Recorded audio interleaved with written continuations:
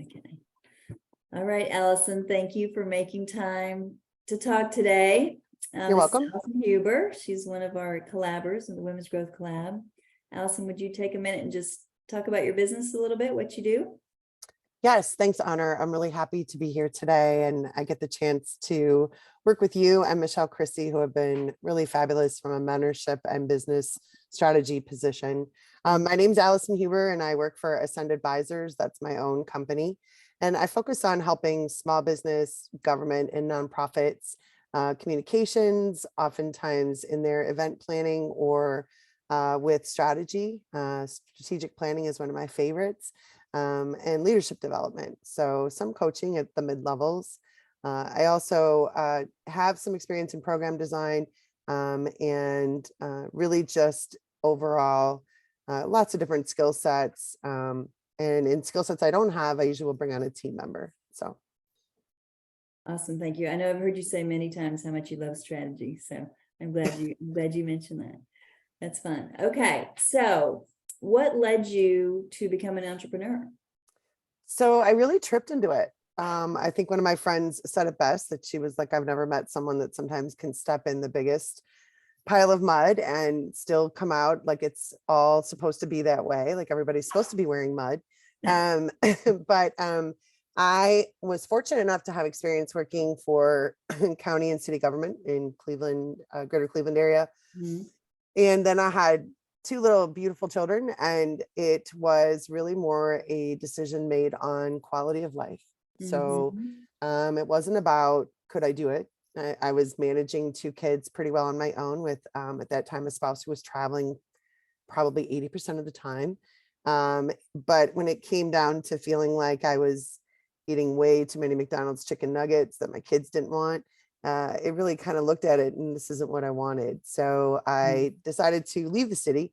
And that led to opportunities I hadn't even considered. So I was contracted by the state. I had some opportunities coming from just some nonprofit people, and I didn't really know if I wanted to work full time. And it kind of became a full time. So to be honest, I really didn't have a true name or identity for my company for a number of years until I went into a group setting, and not that I got made fun of or chided by a younger leader that I was there to present. I was in the Cleveland Bridge Builders program, and we were there kind of coming as alumni. And I don't think he meant it to be any kind of negative, but he definitely said, you know, you're sitting next, you don't have a name, your name's just your name for your company.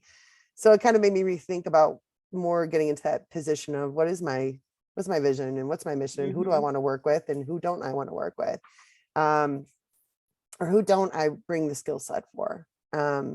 So to that, 2 kids later, that was 4, I decided to branch that a little bit further because I didn't want to work alone all the time, and I didn't want to just be the only person. So that is really how Ascend became Ascend, which was designed originally not to be a sole proprietorship, but to be a partnership. And I learned a valuable lesson that partnerships, because I can work with someone and I can work with this person.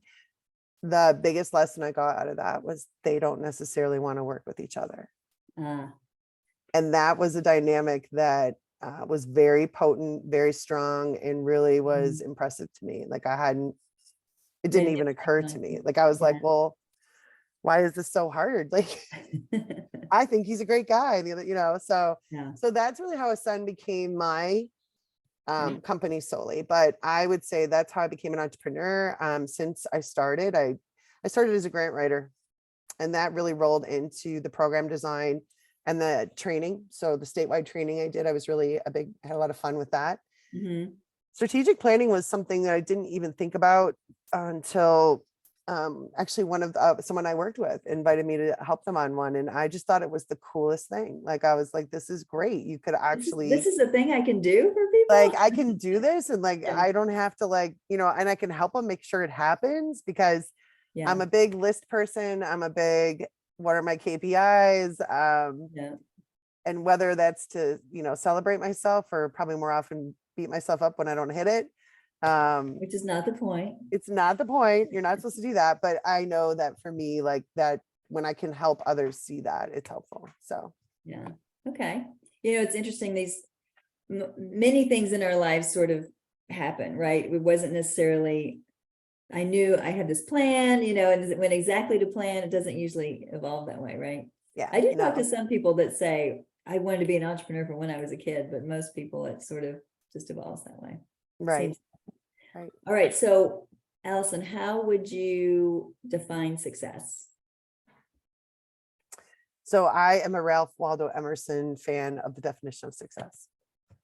And that is I'm so sorry. You can edit that part. Okay. Or maybe we share it and be like, this is how it works for women. Right, Like, right. Working like moms. I this is know. what happens. That's reality, right? Yeah, this is pink eye. So I would say, so I'm a big fan of Ralph Waldo Emerson. That is his whole poem on success is something that I just loved from the first day I ever read it. And I wrote it in my journal in college and felt like that was my map for life. So to have, the ability to, to win respect, to have the admiration of children, and be able to bring laughter and just that end game, one life, breathe a little bit easier because you were here.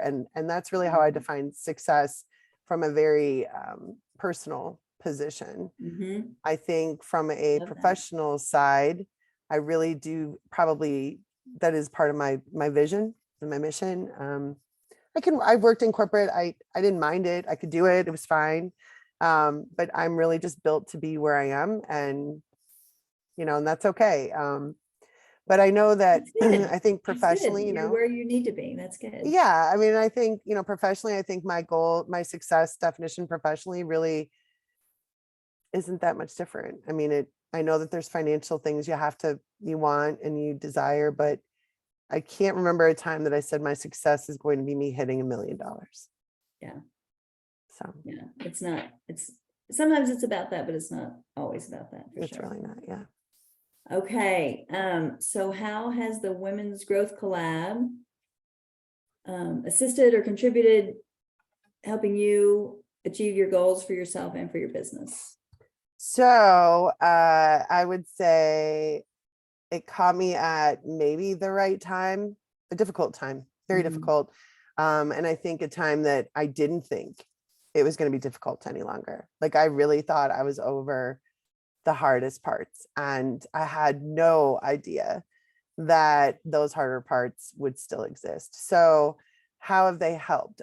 Accountability, focus, the fact that having to lead those meetings is not something that's really it takes your brain, right? So being asked to lead some of the triumvirates, I loved it.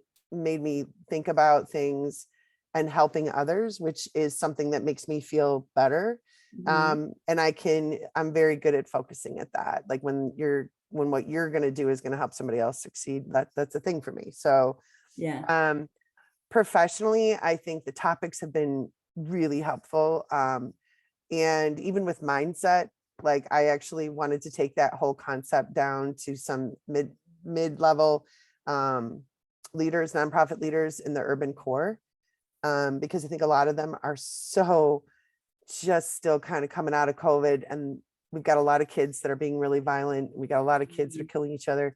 And so how do we help them see something like that? Are these people that wear 1,000 hats? Absolutely. Are these people that if I said a book club, maybe some of them might be able to do it, but my experience with most of them is that they don't. So even the idea that we could take to them some key concepts, and I had never thought about that, and Michelle's work on that was awesome. I thought the session on hashtags, LinkedIn, and communications was also very helpful. It's helped me be more attentive to LinkedIn. I had dropped off on that in like the end of 2019. I think I just went off that. So I would say if I gave it 3, I would say 1, it's just the camaraderie and accountability in a safe environment, right? I'm not always proud of how I came out of those meetings, but I felt like I wasn't judged and that there were definitely people that were willing to reach out. I think the second important part of those meetings is that the information is relevant and helpful. And it's information that if it hadn't been brought to me, I don't know that I would have taken the time to find it or thought about it in that lens. So I laugh every time I see someone putting 15 hashtags because I'm like, so not working. It's only 3. That's funny. And I love that I got even in that, like, right. So like Barbara and Denise and I were always on Mondays at 10, supposed to get into LinkedIn because we were all like, this is something I don't do. Okay, let's just take 10 minutes. And we all agreed. So I Yeah. enjoy that. And I think third, I think it's Awesome. helped me to refocus on areas and explore areas of managing a small team again. And not that they're my team, but like the idea that, okay, how do we get this information in a way that all of us will follow and stay with it? I feel like sometimes, a lot of us go to conferences and we walk out and we're like, that was so great. Right. And then what did you do with it? But, Yeah. 30 days, 60 days later, if you're not doing that, then we need to make that happen. Right. So I Right. feel like with the Women's Collaborative, being able to have the triumvirates that allow us all to kind of go back and say, well, did that work? And if it didn't work, give me another idea. And those ideas have been really impactful. Yeah. Even Awesome. when I don't get all of them to work successfully. So Yeah. And I think, part of the point is just to get a different perspective, right? And it might not be, like you said, it might not work in that situation, but it makes you maybe think of something different, right? You can build on that into something else. right. So, thank you. Uh-huh. So what women business leaders have been inspiring to you? So I really enjoy Lucia Folk in the group. Okay. So Yeah. I met her through the group and I really enjoy her. Yeah. um and it felt really good to do anything that could help her, like I just helping her set a day aside, and it wasn't anything other than I'm going to schedule you a room and I'm going to show up, right? Yes. um Yeah. but I find her to be really, I just really admire her. I mean, there really isn't anyone in the group I can't say I don't admire. And it's probably because I've had more local action with Lucia because she's here physically. But I think Lucia is someone that I really do admire. I think this whole concept for you and Michelle, while it might be branches from what you were doing already, I think was also something to be of admiration. Definitely one of those moments where I'm like, dang it, that's a great idea.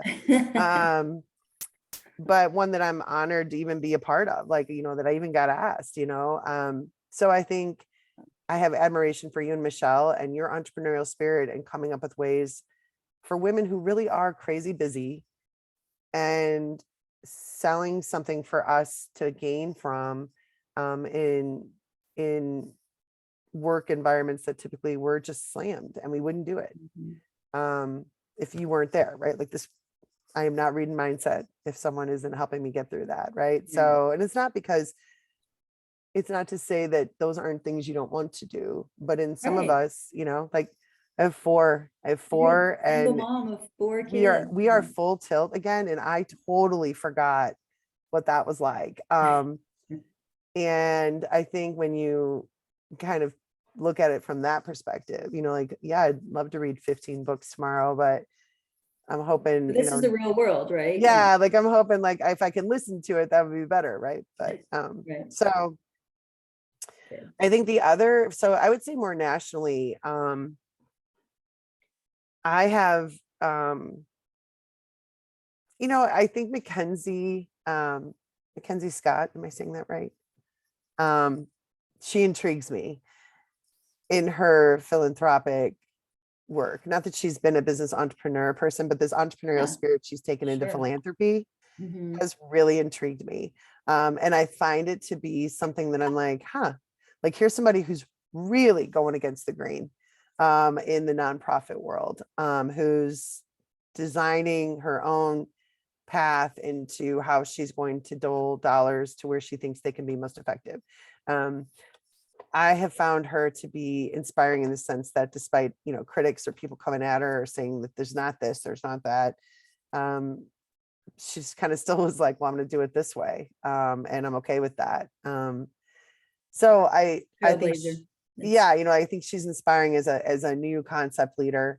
And then I would say I would want to just add, so I have like Lucia local, I would say Mackenzie Scott, I think you and Michelle as national people that I would look at.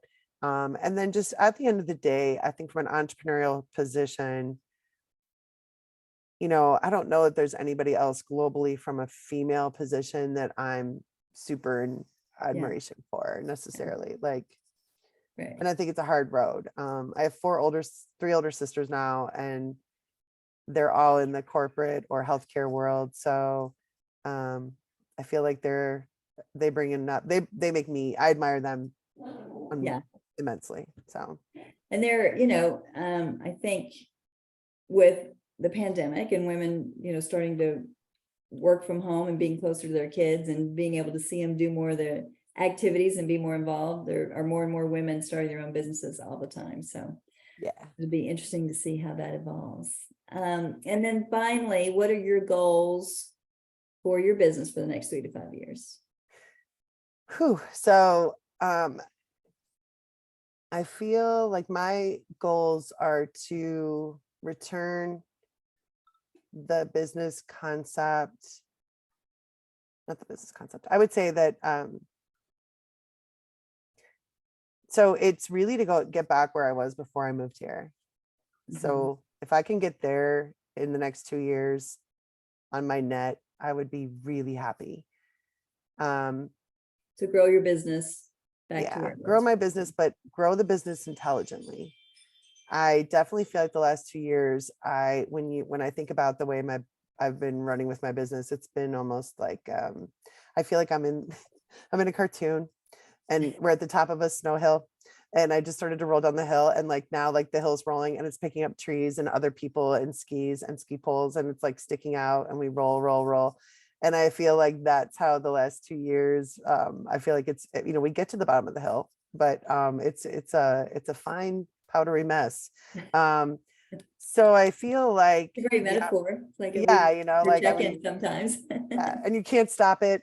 You can't stop it because you need it and it's got to go. So momentum's going to do it. So I would say that even this year alone, like my hope is to stabilize a little bit, like really get back to what am I doing? Like, what do I really want to do? And go after contracts. We used to bid on contracts all the time, and I haven't even tried. So I would say 3 to 5 years is to grow the business, really finite my skill set and do what I like, and then have the other people around that do the things that I don't mind them and I'm good at them and I can do them, but they can do it.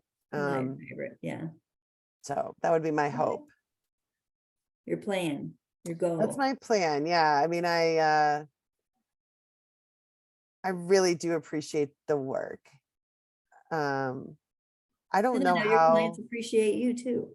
Well, I don't know how I mean, I think back to Cleveland, and it really came down to that network of people.